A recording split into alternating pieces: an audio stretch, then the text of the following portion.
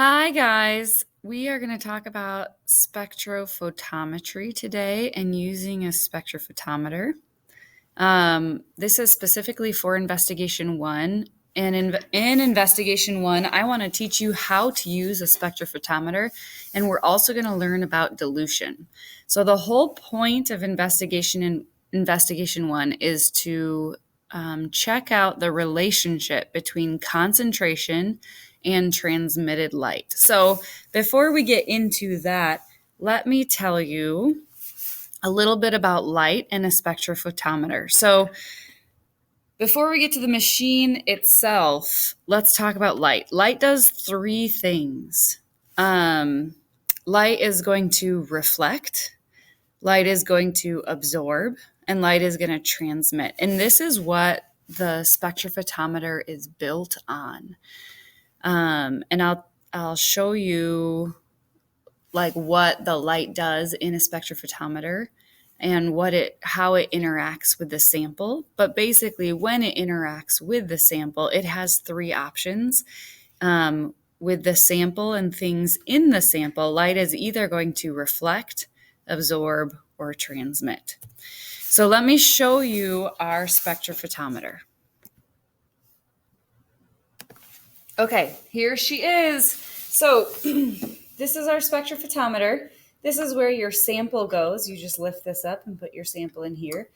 This is a wavelength button. So I can change the wavelength and set it to a specific wavelength of light to be transmitted through our sample. Other cool features of our spectrophotometer. Here's the display. It's showing us transmittance and absorbance. So how much light is being transmitted through our sample and how much light is being absorbed by our sample. And then this is a calibration button. So before we begin anything, we always want to calibrate our machine. So I'm going to show you just a little bit of equipment that goes along with the spectrophotometer. This is called a cuvette. It is a little glass test tube specifically designed to fit inside our spectrophotometer, specifically designed to have a 1 centimeter opening, diameter for our opening. And then this is called a Kim wipe. This is not a Kleenex. This is not a paper towel. We do not use a Kim wipe to wipe up spills. We do not use a Kim wipe to blow our nose. We use a Kim wipe because it is highly lint-free. So what we're going to do is we are going to clean our sample using the Kim wipe so that we get all of our fingerprints off of this before we put it in, because much like our sample that can absorb, transmit, or reflect light, the oil from your fingertips can also absorb, transmit, and reflect light. So we want to get all those fingerprints off so it doesn't mess with our reading. So we put the cuvette with our distilled water in there, and then we just push this button to calibrate, and it'll blanket so that 100% of our light gets transmitted through, and it's reading at nothing being absorbed. So now that we have blanked that, our spectrophotometer is ready to be used.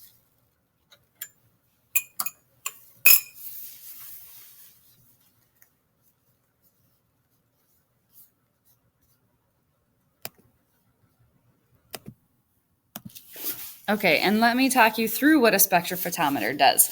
So inside a spectrophotometer, like our own, we have a light source right here. And that light source is going to produce the entire spectrum of light. It's not going to emit one wavelength like the light bulbs in our classroom or the light bulbs in your house might. It's going to give out all the wavelengths. And then our filter is that knob that we can set to a specific wavelength. So our filter right now is set to wavelength 630 nanometers. So our filter is going to take out all of the wavelengths except 630 nanometers. And so that one wavelength is going to be allowed passed through the filter, and it's going to interact with our sample. So this is our cuvette. So the cuvette we had in that spectrophotometer that we used to blank the spectrophotometer or to calibrate it was filled with deionized water. The next cuvette we put in there is going to be filled with distilled water that has blue dye number 1 inside. And so here you can see all the little molecules inside your sample. And these little molecules are probably what's going to interact with your wavelength that you pass through. So here's the magic of the spectrophotometer. Certain things inside your sample are going to reflect the light, and that will interrupt what is transmitted. Certain things in your sample are going to absorb the light, and so that will lower the light that is transmitted. And some parts of your wavelength are just going to transmit right through your sample. And then for the light that gets transmitted through your sample, it hits a detector at the end. So you can measure what you get out of this is a measurement of how much light is transmitted through your sample and hits the detector. We can use that reading of percent transmittance, and we can calculate to absorbance, or the machine, depending on your machine, might calculate to absorbance for you. One of the things we're going to do inside the lab this investigation 1 is we are going to explore that relationship. What is the relationship between percent transmittance and absorbance? That's one of the things we want to come out of this lab with. What is that relationship between percent transmittance and absorbance? Okay, so this is how a spectrophotometer works. And you can imagine certain things about this. Let's say you have a molecule inside your sample that is going to absorb the light that is passed through. Well, if you make that sample a little bit more concentrated, what do you suppose is going to happen to the absorbance? And hopefully you said that if your sample is more concentrated, it will absorb more of your light, and so your percent transmittance will be lower. That's exactly what would happen. Another thing I want to show you, we looked a little bit about equipment that we're going to use with the spectrophotometer. I want to show you a couple more pieces of equipment in lab that you will use, especially in investigation 1 as we deal with dilution. Okay, so here's the equipment that you'll see. This is really basic labware, but specifically for dilution, we'll talk about kind of their purposes in that respect. So first of all, let's just start with the basics. So this is a beaker. A beaker is really good at holding stuff and maybe also mixing stuff. A beaker is not good for measuring stuff. So you should never use a beaker for measuring. It's only for holding, possibly mixing. Something that's pretty good at measuring is called a graduated cylinder. A graduated cylinder is really bad at mixing stuff. Things tend to layer inside the graduated cylinder, so you don't want to use it if you're mixing stuff. But it has pretty great measurement, pretty precise markings over here on the side to use for measuring stuff. Okay, this is just a bottle. This is called a pipette or disposable pipette. We'll use this for the sake of getting really close to our measurement lines. And then over here, we have what's called a volumetric flask. The volumetric flask is an interesting piece of equipment because it only has one marking on it. And I don't even know if you can see this one marking. Maybe if I give you a little background, you can see it there against my hand. It's right here. It has one marking on it, and it's extremely, extremely accurate, but it only has that one measurement. So you can't use a volumetric flask to measure anything but 100 milliliters. But if you want to measure 100 milliliters, it's going to do that extremely well.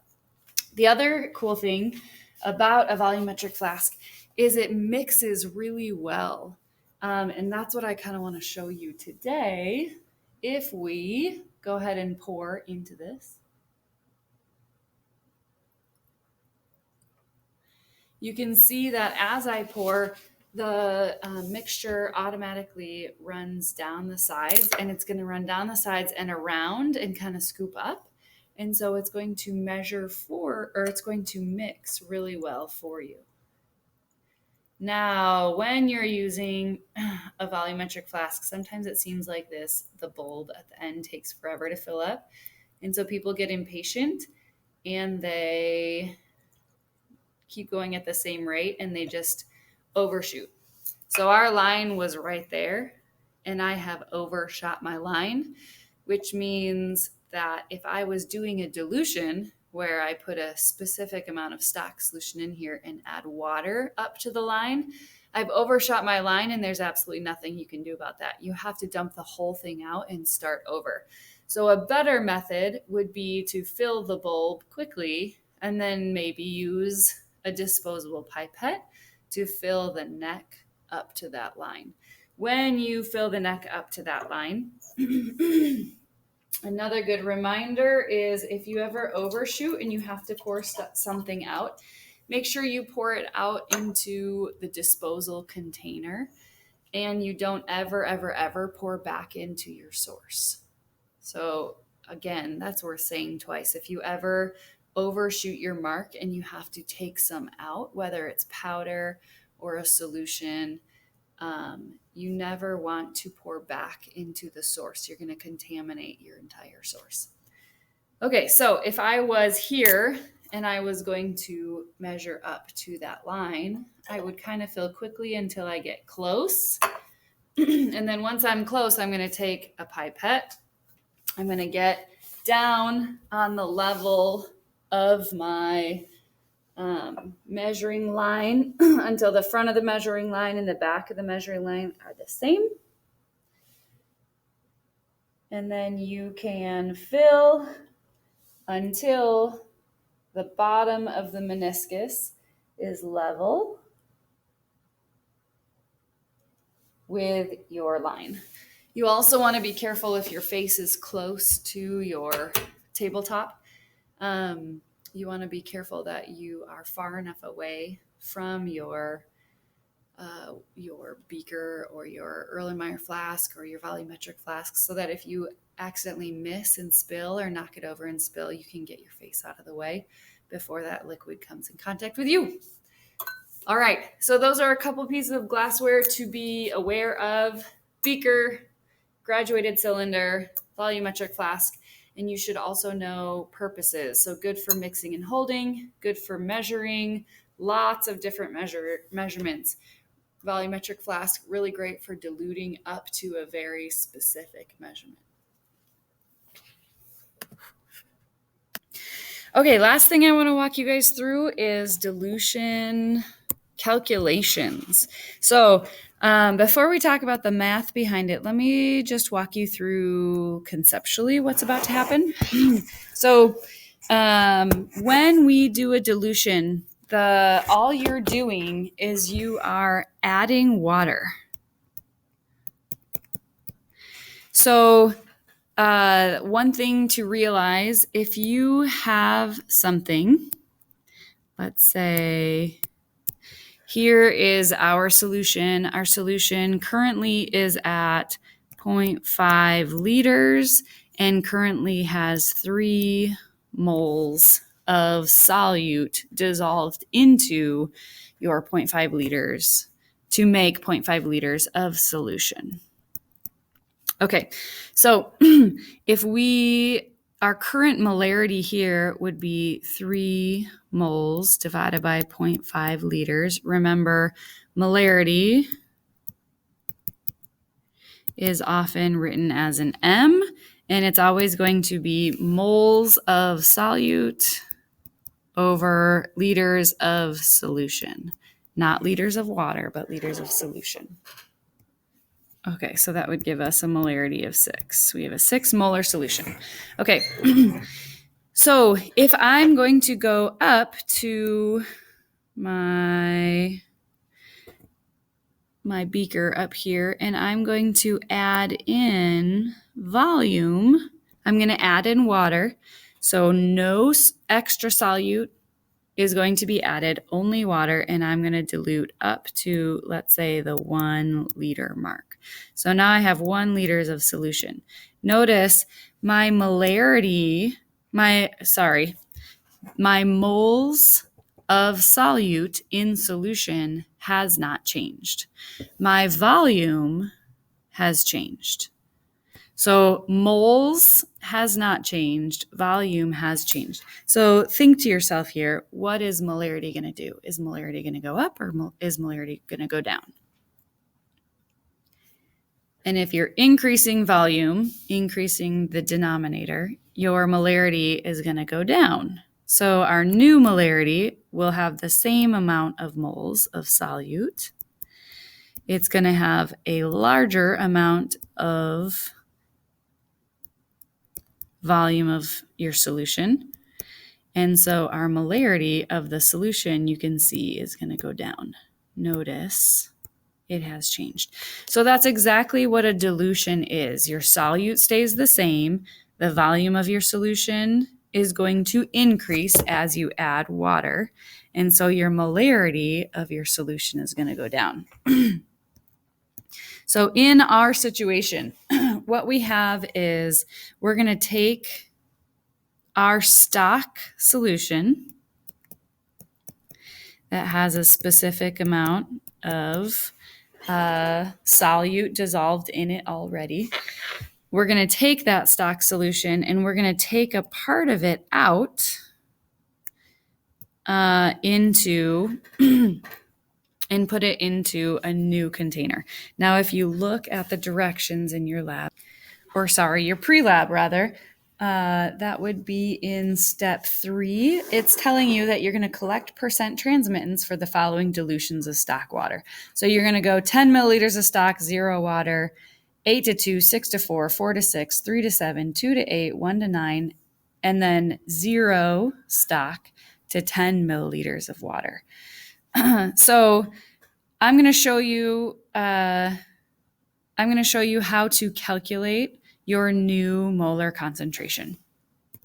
In all of these different diluted amounts, what we're going to do is we will calculate a new molar concentration, and then we're going to collect the percent transmittance from the spectrophotometer.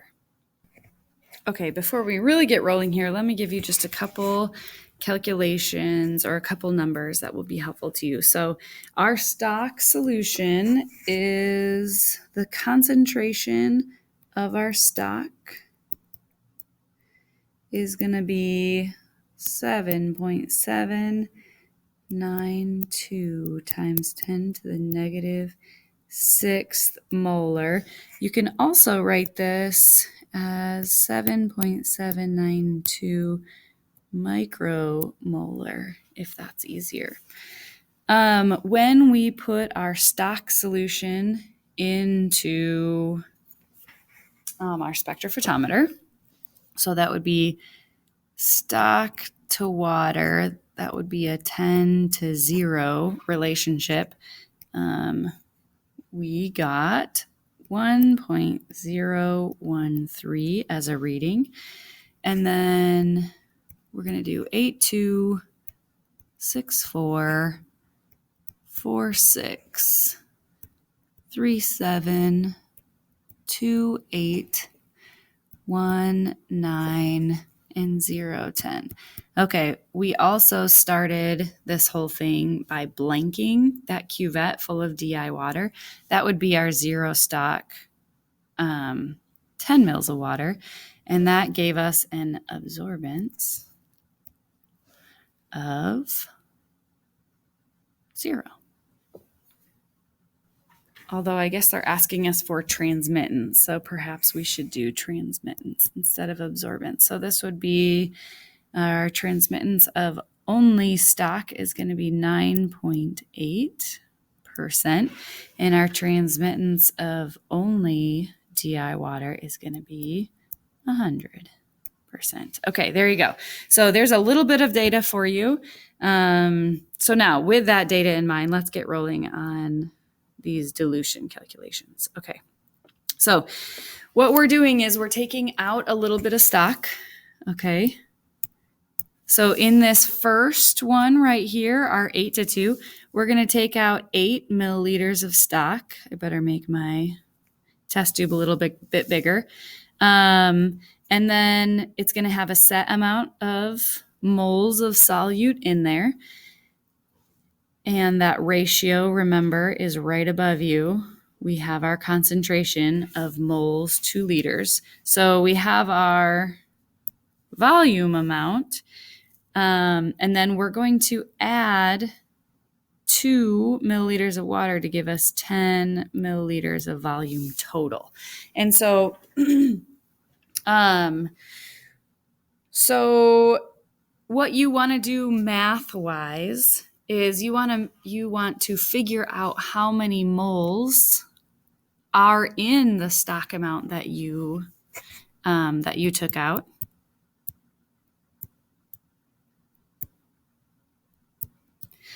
And then you want to calculate into a new molarity that takes into account your plus 2 milliliters of water that you have added. Okay, so we're going to do exactly that. Here we go.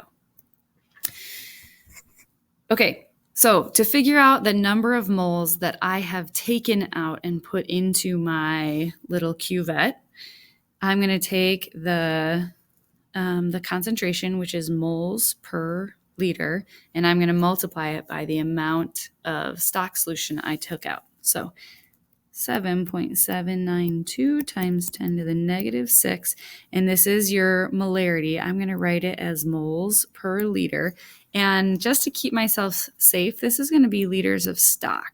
I'm going to label it down here. Okay, so I'm going to take that and I'm going to multiply by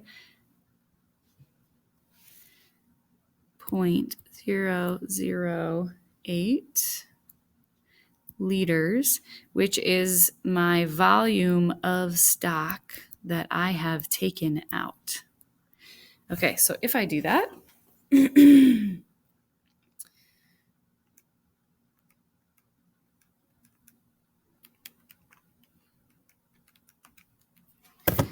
I'm going to get, oh boy,